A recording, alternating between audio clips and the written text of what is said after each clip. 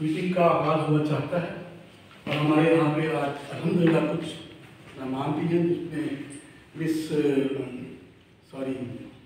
इतना प्यारे से नाम है मिस नीलोफर और मिस फरीदा ये तशरीफ लाई हैं और इंशाल्लाह हम इनके तारुफ के लिए इनको जहमत देंगे। इससे पहले कि इनका तारुफ का आगाज़ हो, मैं ये चाहूँगा कि कुछ कलमात अगर कि मैंने मिस नीलोफर को बता दिया है कि इसमें कैसे सिलसिला होता है।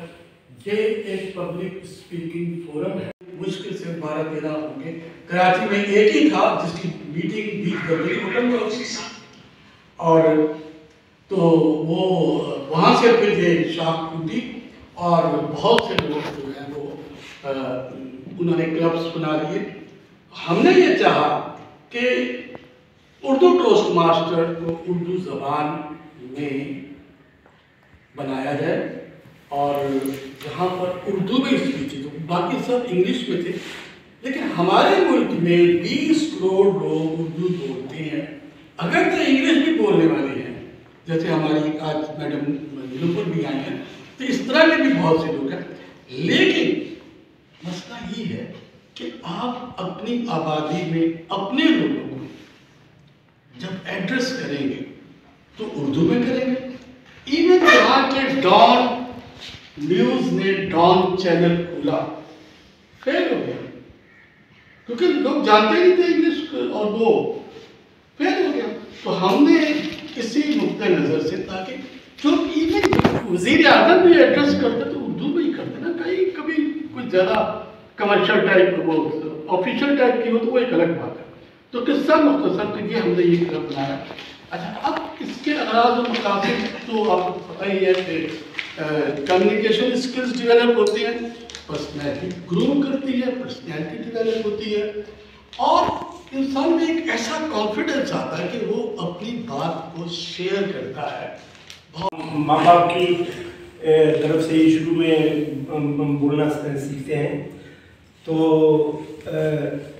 उसी के साथ ही फिर ज़िंदगी में आता है इंसान, तो उधर सीखता है, दोस्तों में बच्चे खेलते हैं उसमें सीखता है, फिर स्कूल या अपने इंस्टीट्यूशंस, कॉलेजेस या यूनिवर्सिटीज़ का मकसद ही ये है कि दूसरों से लर्न किया जाए।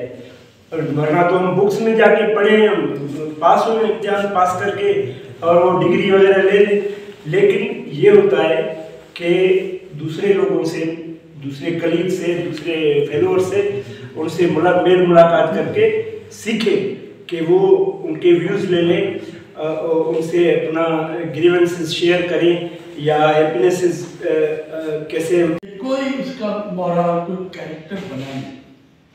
तो तालीम के तहत इंसान का कैरेक्टर क्यों नहीं बनता, या वो उसके किरदार की तश्कील जो है वो सही मानों में क्यों नहीं हो पाती और कुछ की हो भी जाती है। तो ये टॉपिक दो एंगल की बातें हैं कि आप उर्दू में लिख रहे हैं या अंग्रेजी में लिख रहे हैं।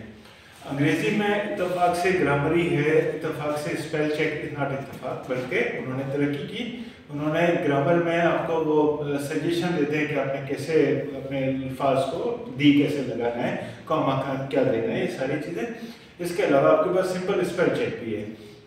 उर्दू में दोनों सहूलियत नहीं है आपके पास। हमारी ज़बान तो उर्दू है, बात ही उर्दू में करते हैं, सब लोग उर्दू करते रहते हैं, लेकिन जब आप उर्दू में लिखने आते हैं तो ना आपको प्रोफेशनल उर्दू टाइपिस्ट करने वाला मिलता है, ना प्रोफेशनल उर्दू रिव्यू करने वाला मिलता है, ना प्रोफेशनल प्रिंटिंग और ये सारी चीज़ें। एनीवे, लंबी कहानी को मुख्तसर करते हुए कि किताब लिखना, और किसी एक आदमी ने बताया था, ख़वातीन भी मैच्योर हैं, कि बिल्कुल ऐसा है जिस तरह एक औरत 9 महीने तक अपने जिस्म में एक बच्चा रहती है, खूब तकलीफ से गुजरती है, लेकिन जब वो बेबी दुनिया में आता है तो उससे बहुत प्यार हो जाता है और उससे बहुत अच्छा लगने लगता है। तो मैं खुद जब लिख रहा था तो एक वक्त में बहुत फ्रस्ट्रेट हो गया था कि यार ये लोग बार बार इस गलतियाँ क्यों करते हैं, मुझे क्यों चेक करना पड़ता है, टाइपिस्ट क्यों ऐसी गलतियाँ कर रहा है। लेकिन पैसे भी लगे, बेहतरीन चीज़ है। और बतौर माशरा अगर हम इस पर गौर करें तो आज हमने जिस चीज़ का सबसे बड़ा फुकदान है वो इसी टाइम मैनेजमेंट का है। हम लोग टाइम की पाबंदी नहीं करते। पाकिस्तान में ये बहुत मसला रहता है।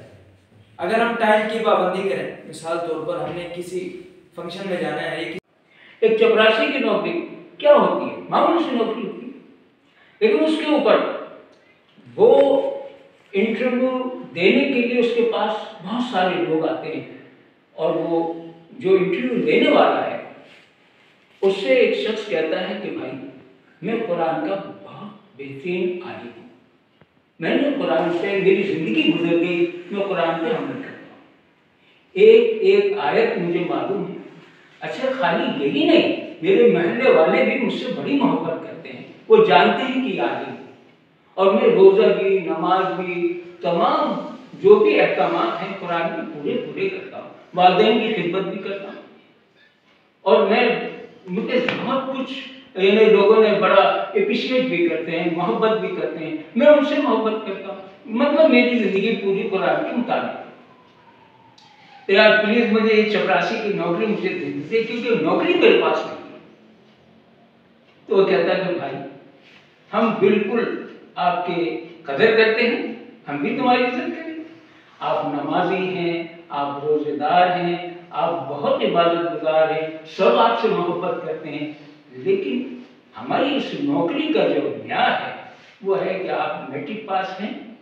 अगर आप मैट्रिक पास हैं, भले आप कुरान पे अमल करें, आप दुनिया के सारे लोग आपको कुछ भी कहते हो, लेकिन मैं ये नौकरी आपको नहीं दे सकता, क्योंकि गवर्नमेंट कर रहा हूं। अब आप न्याय समझ गए, अब लतीफा समझिए।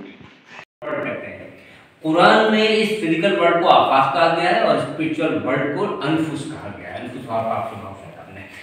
तो जो फिजिकल वर्ल्ड के लॉ हैं या मादी कायनात के लॉज हैं उसको साइंसदान दरियाफ्त करते हैं, जैसे न्यूटन लॉज, केपलर लॉज, और जो स्पिरिचुअल लॉज के जो स्पिरिचुअल वर्ल्ड के लॉज हैं वो सूफी, योगी और अम्बिया दरियाफ्त करते हैं।